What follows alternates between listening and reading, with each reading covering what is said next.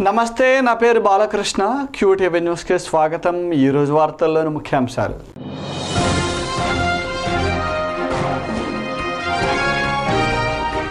నగరంలో ఘనంగా సావిత్రిబాయి పూలే జయంతి వేడుకలు.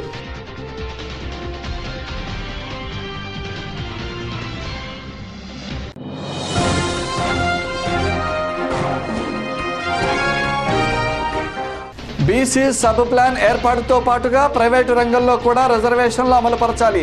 సబ్ ప్లాన్ సాధన సదస్సులో నాయకుల డిమాండ్.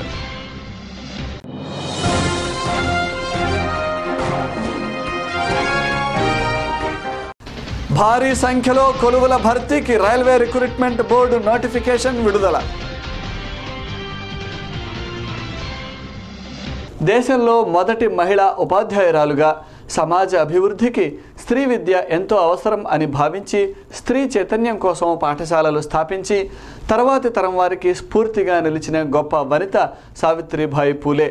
ఈమె ప్రముఖ సంఘ సంస్కర్త జ్యోతిరావు పూలే భార్య. భర్త ఆదర్శాలను అందిపుచ్చుకొని నాటి సామాజిక అకృత్యాలను ఎదిరించి మహిళా సాధికారత కోసం కృషి చేసింది. మానవ హక్కుల పరిరక్షణ, మహిళల చైతన్యం కోసం 1852లో మహిళా సేవా మండలిని ప్రారంభించి సమాజ అసమానతలకు వ్యతిరేకంగా పోరాడారు. నేడు ఆమె జయంతిని నగరంలోని పలు ప్రాంతాలలో ఘనంగా నిర్వహించారు. స్థానిక అరండల్పేటలో మహాత్మా పూలే సేవా సమితి ఆధ్వర్యంలో సావిత్రిబాయి పూలే జయంతి వేడుకలను ఘనంగా నిర్వహించారు. వివిధ ప్రజా సంఘాల నాయకులు ఈ కార్యక్రమంలో పాల్గొన్నారు. ఈ సందర్భంగా మీడియాతో సేవా సమితి అధ్యక్షులు వెంకట సాయి యాదవ్ మాట్లాడుతూ సమాజంలో అత్యంత ప్రతికూల పరిస్థితులను ధైర్యంగా ఎదుర్కొని మహిళా విద్య కోసం అహర్నిశలు పాటుపడిన గొప్ప మానవతావాది సావిత్రిబాయి పూలే అని అన్నారు. భవిష్యత్ తరాల వారికి పూలే దంపతుల జీవిత చరిత్రను అందించేలా ప్రభుత్వం చర్యలు తీసుకోవాలని మార్కెట్ సెంటర్లో ఉన్న జ్యోతిరావు పూలే విగ్రహం ప్రక్కన ఆమె విగ్రహాన్ని కూడా ఏర్పాటు చేయాలని కోరారు.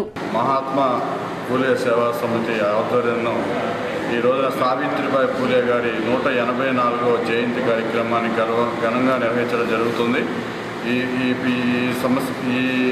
ఈరోజు బీసీ సంఘాల ఆధ్వర్యంలో, అలానే ఎస్సీ సంఘాలు, మైనారిటీ సంఘాలు, వివిధ ప్రజా సంఘాల నాయకులు అందరూ వచ్చి ఈ కార్యక్రమాన్ని ఘనంగా నిర్వహించడం జరిగింది. ఈ రోజు సావిత్రిబాయి గారి యొక్క గొప్ప త్యాగశాలిటువంటి ఆ మహనీయురాల యొక్క జయంతి కార్యక్రమాన్ని జరుపుకోవడం మాకు ఎంతో గర్వకారణంగా, అట్లానే భార్యతరాలకి ఇటువంటి పిల్లలు, ఇటువంటి స్కూల్స్ పిల్లలకు కూడా ఆ మహనీయురాలు ఉపాధ్యాయురాలుగా ఎంతో త్యాగం చేసి ఎన్నో ఒడిదుడుకులతో ముందుకెళ్ళి ఆ రకంగా ఒక బలహీన వర్గాల ఆశాజ్యోతిగా నిలుచుకున్న ఆ మహనీయురాలు యొక్క జయంతి కార్యక్రమం ఈ రోజున జరుపుకోవడం చాలా సంతోషకరం. ఒక పండుగ వాతావరణంగా ఈ రోజు ఉంది.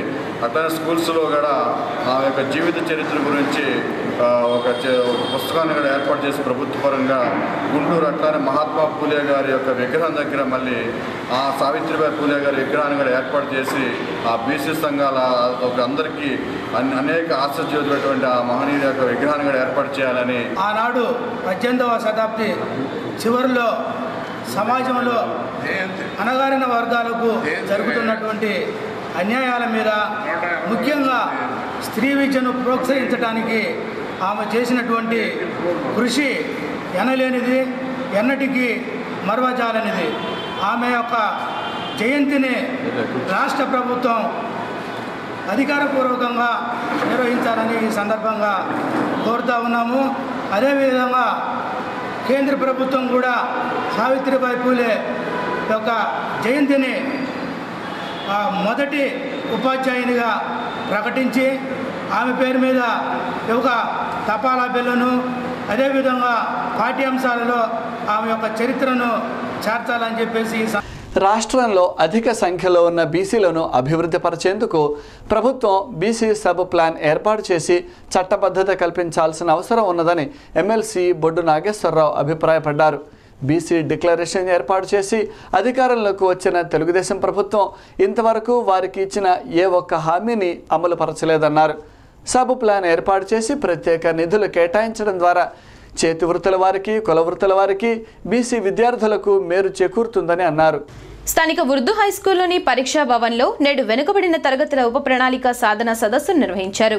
ఈ సదస్సులో ఎమ్మెల్సీ బొడ్డు నాగేశ్వరరావు, మాజీ ఎమ్మెల్సీ లక్ష్మణరావు, ఏఎన్యు మాజీ వైస్ ఛాన్సలర్ విఎన్ఆర్, వైద్యులు ఆల వెంకటేశ్వర్లు, ప్రొఫెసర్ రంగయ్య తదితరులు హాజరయ్యారు.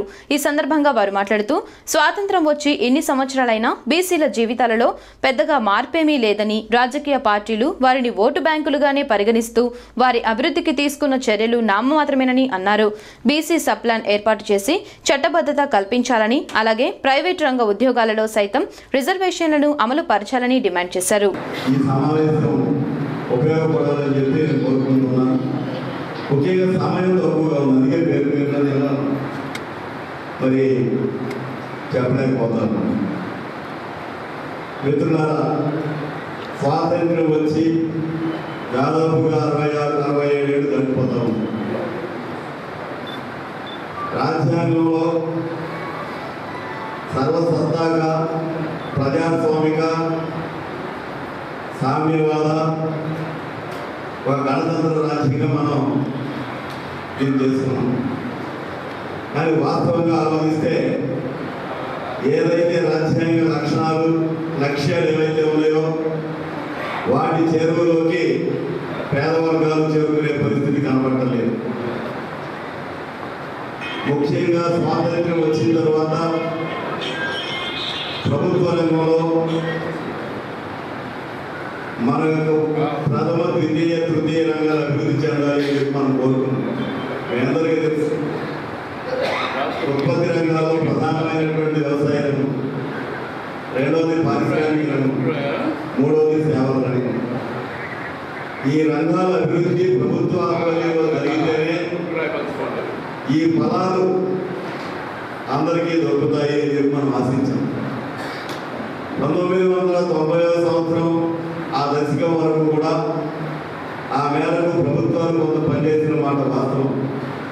కానీ 1990 తరువాత నూతన ఆర్థిక విధానాల పేరుతో ప్రపంచీకరణ నేపథ్యంలో ఈరోజు పెద్ద ఎత్తున పేద వర్గాలు మరింత పేద వర్గాలుగా మారిపోతూ ఉన్నారు. కొద్దిమందిగా ఉన్నటువంటి ధనిక వర్గాలు పెద్ద ఎత్తున సహస్ర కోటీశ్వరులుగా మారిపోతూ ఉన్నారు. ఈ పరిస్థితుల్లో పేద వర్గాల యొక్క ఐక్యత ద్వారానే ఈ సమాజం ముందుకెళ్తుంది. 2012 తర్వాత రైల్వే రిక్రూట్మెంట్ బోర్డు దేశవ్యాప్తంగా భారీగా నియామకాలు జరుపుతోంది. వివిధ విభాగాల్లో ఉన్న 18,252 పోస్టులను భర్తీ చేసేందుకు నోటిఫికేషన్ వెలువరించింది. ఆన్లైన్ ద్వారా దరఖాస్తులను నింపాల్సి ఉండగా జనవరి 25వ తారీఖు లోపుగా ఈ దరఖాస్తులు చేరుకోవాల్సి ఉన్నది. అభ్యర్థులు 18 నుండి 32 సంవత్సరాల వయో పరిమితి కలిగి ఉండి గ్రాడ్యుయేషన్ పూర్తి చేసిన వారు అర్హులుగా ప్రకటించింది. ఎస్సీ ఎస్టీ వారికి 5 సంవత్సరాలు, ఓబీసీ వారికి 3 సంవత్సరాలు, పీడబ్ల్యూడీ వారికి 10 సంవత్సరాల వయో పరిమితి మినహాయింపు ఉన్నది. ఈ సందర్భంగా మీడియాతో స్థానిక బ్రాడీపేట 2వ లైన్లోని ఆదిత్య కాంపిటీషన్స్ డైరెక్టర్ ప్రణవ్ మాట్లాడుతూ, గతంలో ఎన్నడూ లేని విధంగా రైల్వే శాఖ ఉద్యోగాలకు నోటిఫికేషన్ వెలువరించిందని, రాష్ట్ర ప్రభుత్వ ఉద్యోగాలు ఆలస్యమవుతున్న తరుణంలో నిరుద్యోగులకు ఇదొక మంచి అవకాశమని అభిప్రాయపడ్డారు. ఈ పరీక్షల్లో అర్థమాటిక్స్, రీజనింగ్, జనరల్ స్టడీస్ కు సంబంధించిన ప్రశ్నలు ఉంటాయని, మొత్తం 100 ప్రశ్నలకు 90 నిమిషాల సమయం ఉంటుందన్నారు. కంప్యూటర్ బేస్డ్ టెస్ట్ అని ప్రణాళికాబద్ధంగా అభ్యర్థులు ప్రిపేర్ అయితే విజయం సాధించవచ్చునని అన్నారు. తమ కోచింగ్ సెంటర్లో రైల్వే ఉద్యోగాలకు ప్రత్యేక శిక్షణ అందిస్తున్నట్లు తెలిపారు. క్వాలిఫికేషన్తో రైల్వేలో 18,252 పోస్టులకి రిక్రూట్మెంట్ జరుగుతుంది. దానికి సంబంధించినటువంటి నోటిఫికేషన్ రిలీజ్ అయింది. స్టేట్ గవర్నమెంట్లో నోటిఫికేషన్స్ ఆలస్యం అవుతున్నటువంటి దృష్ట్యా నిరుద్యోగులైనటువంటి యువతీ యువకులందరూ కేంద్ర ప్రభుత్వ ఉద్యోగాలపైన కాన్సన్ట్రేషన్ చేయాలి. ఇన్ని ఎక్కువ పోస్టులు గతంలో ఎప్పుడూ రాలేదు, ఇక ముందు కూడా రావు. సో నిరుద్యోగులైనటువంటి వాళ్ళందరూ కూడా సెంట్రల్ గవర్నమెంట్ జాబ్స్కి సంబంధించి వాటికి ప్రిపరేషన్ అవసరం. ఈ ఎగ్జామ్స్లో అర్థమెటిక్, రీజనింగ్, జనరల్ స్టడీస్కి సంబంధించినటువంటి క్వశ్చన్లు మొత్తం 100 క్వశ్చన్లు 90 నిమిషాల్లో మనం ఆన్సర్ చేయాల్సి ఉంటుంది. నెగిటివ్ మార్క్ అనేటటువంటిది 1/3 ఉంది. కంప్యూటర్ బేస్డ్ టెస్ట్ గతంతో పోలిస్తే ఎగ్జామ్ అనేటటువంటిది కొంత ఈజీ అయిపోయింది. లాస్ట్ టైం అయితే కనుక 2 స్టేజెస్లో ఎగ్జామ్ జరిగాయి, కానీ ఈసారి ఒకే ఒక ఎగ్జామ్ జరుగుతుంది.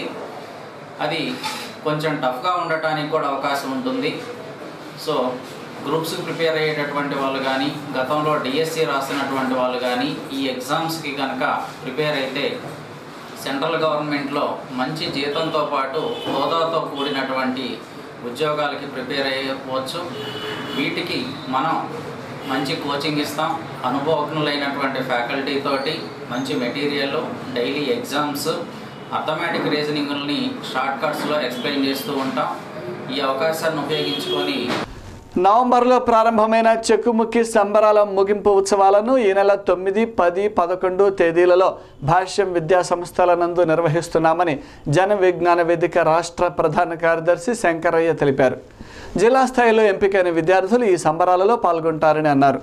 11వ తేదీన శాస్త్రవేత్తలతో ముఖాముఖి కార్యక్రమంలో చెక్కుముక్కి ఎడిటర్ ప్రొఫెసర్ రామచంద్రయ్య హాజరవుతారని అన్నారు.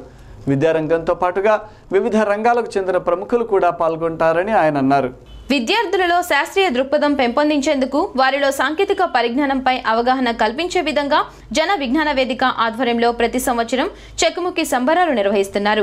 గత నవంబర్ నుండి ప్రారంభమైన ఈ సంబరాలు జనవరి 11వ తేదీలో ముగినున్నాయి. ముగింపు కార్యక్రమాలను నగరంలో నిర్వహించనున్నారు. ఈ సంబరాలలో రాష్ట్ర వ్యాప్తంగా 5,000 పాఠశాలల నుండి 4,30,000 మంది విద్యార్థులు పాల్గొన్నారు. వీరిలో జిల్లా స్థాయిలో ఎంపికైన విద్యార్థులు ముగింపు ఉత్సవాలలో ఏర్పాటు చేసిన వివిధ అంశాలలో పోటీ పడనున్నారు. జన విజ్ఞాన వేదిక ప్రతి సంవత్సరం పిల్లల్లో సృజనాత్మకతను పెంచేదానికోసంగా, వాళ్ళల్లో శాస్త్రీయ ఆలోచనల్ని పొందుపరిచేదానికోసంగా, శాస్త్రీయ ఆలోచనలు విస్తృతిపరిచేదానికోసంగా జన విజ్ఞాన వేదిక ప్రతి సంవత్సరం సైన్స్ సంబరాలను నిర్వహిస్తూ ఉంది. ఈ నవంబర్లో ప్రారంభమై జనవరిలో ముగిస్తాయి. ఈ ముగింపు ఉత్సవాలు గుంటూరు పట్టణంలో రేపు 9, 10, 11 తేదీల్లో భాష్యం స్కూల్లో జరగబోతూ ఉన్నాయి. ఈ ప్రారంభం దాదాపు 4,30,000 మంది 5,000 పాఠశాలల నుంచి దీనిలో పాల్గొన్నారు పిల్లలు. అందులో జిల్లా స్థాయిలో ఎన్నికైనటువంటి పిల్లలు ఇక్కడికి 8వ తేదీ రాత్రికి వస్తారు. 3 రోజుల పాటు ఇక్కడనే గుంటూరు పట్టణంలో ఉంటారు. మన సంస్కృతికి ఆలవాలమైనటువంటి అమరావతిని సందర్శించి, అదేవిధంగా ప్రభుత్వం రాజధాని కేంద్రంగా పెడుతున్నటువంటి అమరావతిని చూచి అక్కడి నుంచి వచ్చిన తర్వాత 9వ తేదీ రాత్రి సాంస్కృతిక కార్యక్రమాల్లో పాల్గొని తర్వాత క్విజ్ నిర్వహణ, ఇది డ్రాయింగ్ పోటీలు, వ్యాసరచన పోటీలు, చివరికి ఈ సంబరాల్లో మొత్తం 3 రోజుల పాటు పిల్లలు గుంటూరు పట్టణంలో పాల్గొని 11వ తేదీన వాళ్ళు తిరిగి బయలుదేరుతారు. ఇందులో వాళ్ళ తల్లిదండ్రులు, ఆసక్తి కలిగినటువంటి ఉపాధ్యాయులు, జన విజ్ఞాన కార్యకర్తలు దాదాపు 500 మంది ఇందులో పాల్గొంటారు. వీళ్లతో 11వ తేదీన శాస్త్రవేత్త ముఖాముఖి కార్యక్రమంలో జన విజ్ఞాన వేదిక నాయకులు, చెక్కుముక్కి ఎడిటరు ప్రొఫెసర్ రామచంద్రయ్య గారు పాల్గొంటారు. అదేవిధంగా సిసిఎంబి డైరెక్టర్ మోహన్ రావు గారిని దీంట్లో పాల్గొనేటట్టుగా ప్రయత్నం చేస్తా ఉన్నాం. అదేవిధంగా రాష్ట్రంలో ప్రముఖ విద్యావేత్త, శాసన మండలి సభ్యులు వి బాలసుబ్రహ్మణ్యం గారిని, అదేవిధంగా కెఎస్ లక్ష్మణరావు గారిని కూడా పాల్గొనేటట్టుగా ప్రయత్నం చేస్తా ఉన్నాం. ప్రధాని మోడీ ఆధ్వర్యంలోని బీజేపీ ప్రభుత్వం అధికారం చేపట్టిన దగ్గర నుండి గతంలో ఎన్నడూ లేని విధంగా అన్ని వర్గాల ప్రజలకు వివిధ సంక్షేమ పథకాలను అమలు పరుస్తున్నారని మాజీ మంత్రి కన్నా లక్ష్మీనారాయణ అన్నారు. స్వచ్ఛ భారత్తో పాటుగా జన్ ధన్ యోజన, ముద్రా బ్యాంకు, జీవిత బీమా వంటి పలు పథకాలను అందిస్తున్నారని అన్నారు. విభజన అనంతరం నూతన రాష్ట్రం అభివృద్ధి చెందేలా సహకారం అందిస్తున్నారని అన్నారు. 24 గంటల విద్యుత్ సరఫరా, జాతీయ విద్యా సంస్థల ఏర్పాటు వంటి కార్యక్రమాలను కూడా నిర్వహిస్తున్నారని అన్నారు. ఆంధ్ర రాష్ట్ర విభజన తర్వాత 2014 నరేంద్ర మోడీ గారి నాయకత్వంలో ఉన్నటువంటి కేంద్ర ప్రభుత్వం భారతదేశంలో ఉన్నటువంటి ప్రతి ఒక్కరి యొక్క జీవన ప్రమాణం పెంచే విధంగా, అలాగే జీవన భద్రత, ఈ రెండింటి మీద కూడా ప్రధానమైనటువంటి ఫోకస్ పెడుతూ ప్రపంచంలోనే భారతదేశం ప్రపంచానికి ఒక దిశ నిర్దేశించేటువంటి విధంగా నరేంద్ర మోడీ గారు ఈ రోజున భారతదేశాన్ని ముందుకు తీసుకెళ్తున్నటువంటి మాట మనం చూస్తూనే ఉన్నాం. స్వచ్ఛ భారత్తో పాటు జన్ ధన్ ప్రోగ్రాం దగ్గర నుండి ముద్రా బ్యాంక్ వరకు ఓటు బ్యాంక్ రాజకీయాలు కాకుండా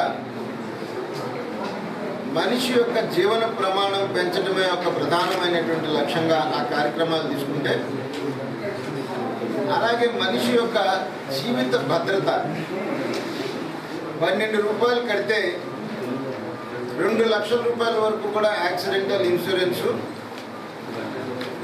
అలాగే రోజుకు 1 రూపాయి కడితే 2 లక్షల వరకు కూడా జీవిత బీమా సౌకర్యం. మామూలుగా ఎవరైనా ఒక వ్యక్తి జీవిత బీమా 2 లక్షల రూపాయల వరకు చేయాలి అని అంటే సంవత్సరానికి 12,000 రూపాయల ప్రీమియం కడితేనే 2 లక్షల రూపాయల వరకు కూడా జీవిత బీమా కవర్ అయ్యేటువంటి పరిస్థితి. అలా కాకుండా రోజుకి 1 రూపాయి కడితే 2 లక్షల రూపాయల వరకు కూడా జీవిత బీమా రిస్క్ ఇచ్చేటువంటి పరిస్థితి. QTV న్యూస్లో ఇప్పటికే విరామం.